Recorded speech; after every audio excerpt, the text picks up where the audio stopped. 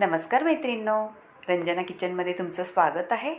पहा, आज मी वालापासून रेसिपी आणलेली आहे. ह्याला म्हणतात कडवे वाल. ते वाल मी भिजून घेतलेले आणि छान चाळणीत ठेवून एक दिवस मोड काढून घेतलेले आहे. ह्याला म्हणतात कडवे वाल कारण ते थोडेसे कडू असतात.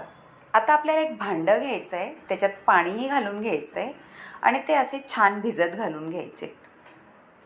सगळं स्वच्छ असं भिजवल्यानंतर त्याचे आपल्याला साल काढून घ्यायचे. साल काढल्यानंतर छान लागतात ते आपल्याला, कारण साल थोडी कडू असते, म्हणून आपल्याला ही साल काढून घ्यायची आहे. आणि असे छान वाल आपल्याला पांढरं शुभ्र दिसतील. आणि सगळे मी करून घेते साल काढून. पहा, आपली आता साल काढून झालेली आहे. छान असे आपल्याला मोड काढलेले वाल पांढरं शुभ्र झालेले आहेत, दिसत आहेत. आता मी खोबरं घेतलेलं आहे, ओलं खोबरं घेतलेलं आहे वाटीभर. लसूण, कांदा, टॅमॅटो आणि ही बेडगी मिरची आहे, हिरवीवाली आहे, म्हणजे असं सुकी नाही आहे, ओलीवाली आहे. आणि हे सगळं आपल्याला वाटण करून घ्यायचं आहे. आता मी एक पॅन ठेवलेला आहे गरम व्हायला आणि तिकडे कुकरमध्ये, छोट्या कुकरमध्ये एक शिट्टीसुद्धा न घेता असं मी वाफवून घेणार आहे. कारण ते पटकन वाफले जातात, काही वेळ नाही लागत. पण थोडेसे आपण कुकरला लावले छोट्या तर पटकन शिजून होतात. आता मी तेल घालून घेतलेलं आहे पॅनमध्ये. आपल्याला मसाला भाजून घ्यायचा आहे, कांदा आणि खोबऱ्याचा. कांदा पहिला परतून घेऊ छान असा. कांदा परतायचा आहे, आपल्या खमंग परतायचा आहे, लाल होस तोपर्यंत. तो इकडे होतोय तोपर्यंत आपण छान कुकरला वाल लावून घेऊ. आणि त्याच्यामध्ये आपल्याला आता घालायचं आहे, पहा, गॅस लावून घेऊ आधी कुकरचा आणि त्याच्यात घालून घेऊ आपण पाणी, एक ग्लासभर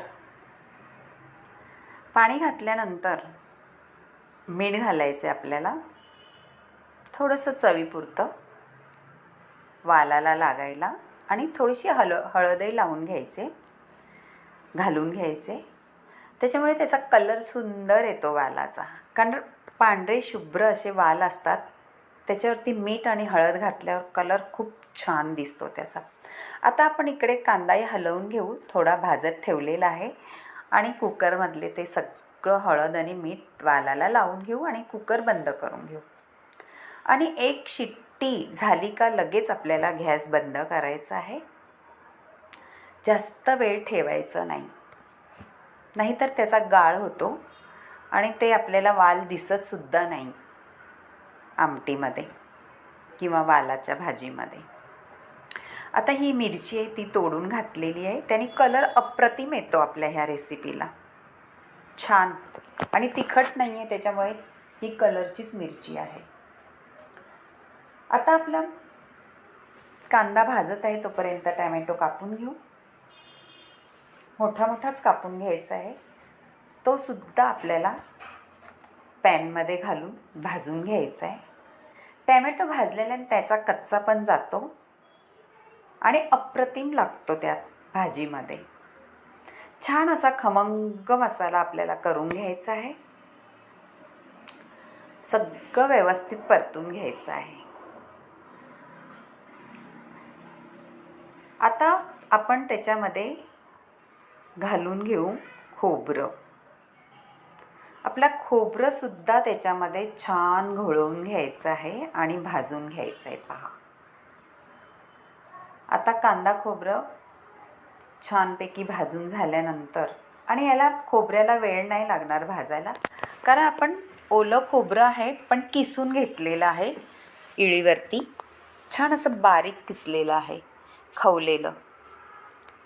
त्याच्यामुळे वेळ तर अजिबात लागत नाही त्याला भाजायला.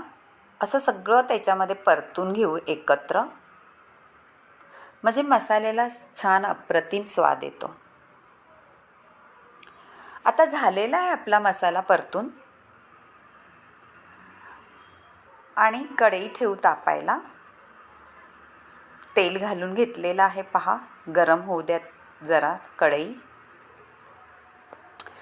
मोहरी घातलेली आहे तडतडायला, जिरंही घातलेलं आहे आणि हिंगही घालून घेऊ.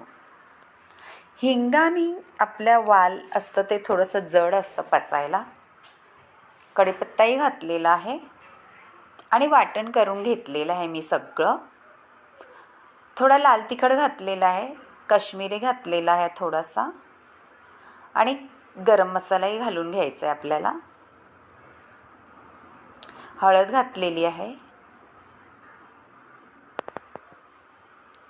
आणि छान हलवून घ्यायचं आहे आपल्याला. हलवल्यानंतर आपण हा मसाला वाटलेला आहे खमंग परतून घेतलेला. टॅमॅटो, कांदा, खोबरं, अद्रक, लसूण हे सगळं त्याच्यात आपल्याला घालून व्यवस्थित आपल्याला हलवून घ्यायचं आहे. आणि छान परतल्यानंतर त्याचा एवढा खमंग स्वाद सुटतोय. आत्ताच मस्त सुगंध सुटलेला आहे मसाल्याचा, अप्रतिम सुगंध सुटलेला आहे तेलात घातल्याबरोबर. परतल्यानंतर जेवढा तुम्ही मसाला परताल तेवढा त्याचं तेल छान सुटेल आणि छान त्याच्यामध्ये रेसिपीला चव येते. आता मिक्सरमधला सगळा मसाला घालून घ्यायचा आहे आणि परतून घ्यायचा आहे. 2 मिनटं परतवायला लागणारच आहे ती. पहा,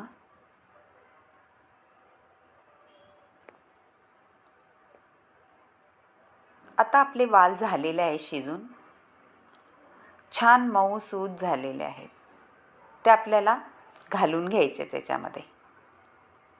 मसाला छान परतून झालेला आहे. आता वालही त्याच्यात घालून घेऊ आणि ते सुद्धा परतून घेऊ मसाल्यामध्ये.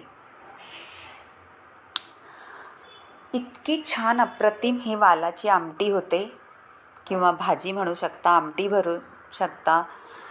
आता मीठ चवीनुसार घालायचं आहे. ते सुद्धा त्याच्यामध्ये छान अप्रतिम टेस्ट येते त्यानी. मीठ चवीनुसारच घालायचं.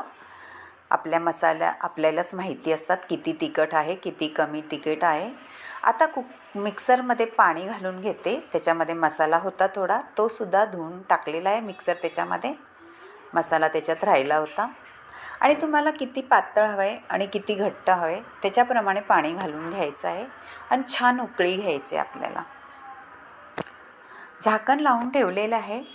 उकळी आल्यानंतर तेल साईडला सुटेल, मग आपलं आमटी किंवा भाजी छान सुंदर तयार झालेली. पहा, तेल एकदम बाजूला सुटलेलं आहे. त्याच्यामुळे आपला मसाला छान अप्रतिम भाजलेला आहे, परतलेला आहे आणि त्याच्यामध्ये मिसळलेला आहे.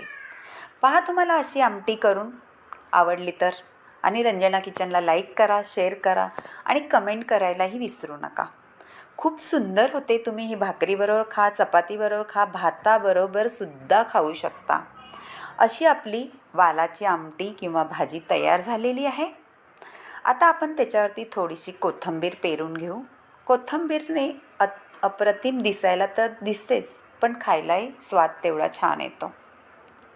आता आपण वाढून घेऊ. पहा, गॅस बंद करायचा आहे आणि किती सुंदर दिसते. पहा, आपली आमटी झालेली आहे वालाची. खायला एकदम अप्रतिम लागणार आहे आणि दिसायलाही केवढी चमचमीत दिसत आहे. भाकरीसोबत खूप अप्रतिम लागते. करून पहा अशी आणि मला कमेंटमध्ये कळवा तुम्हाला कशी वाटली वालाची आमटी किंवा भाजी. खूप सुंदर झालेली आहे. पहा, त्याच्यावरती काय कलर आलेला आहे आपल्या मसाल्यांचा आणि दिसायलाही सुंदर अप्रतिम झालेली आहे. नक्की करून पहा आणि मला कमेंट करायला विसरू नका. बाय मैत्रिणींनो, भेटूया पुढच्या रेसिपीमध्ये. पहा, मी तुम्हाला दाखवते चमच्यानी. किती मस्त दिसत आहे आणि खायलाही तेवढीच छानच लागणार आहे. आता